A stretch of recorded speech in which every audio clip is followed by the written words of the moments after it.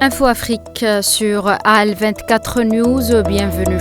Le président de la République arabe sahraoui démocratique Brahim Ghali a félicité en son nom et en nom du peuple sahraoui le président algérien Abdelmadjid Tebboune à l'occasion de sa réélection pour un second mandat, a indiqué ce mardi un communiqué de la présidence algérienne.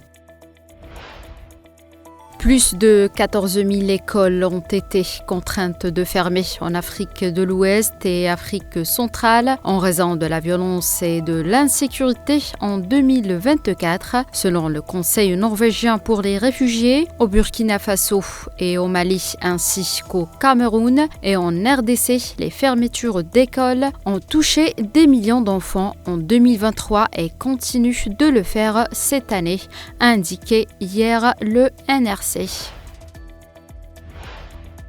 En RDC, après les incidents dans la prison de Makala qui ont fini dans un bain de sang dans la nuit du 1er au 2 septembre, les ONG de défense des droits des femmes réclament un accès sur les lieux pendant les événements qualifiés d'une tentative d'évasion. De nombreuses femmes ont été victimes de viols et restent sans assistance ni soins nécessaires.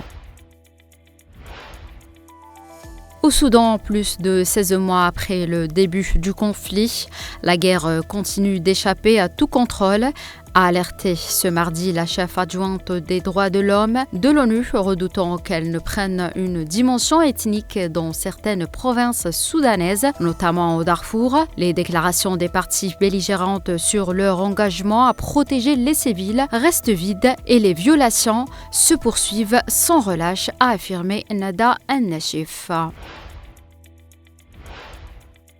Et enfin, la marine sénégalaise a intercepté 2 pirogues transportant 421 migrants clandestins au lendemain d'un nouveau drame de la migration qui a fait au moins 9 morts sur la route d'Europe. C'est la fin de l'Info Afrique. Merci de l'avoir suivi.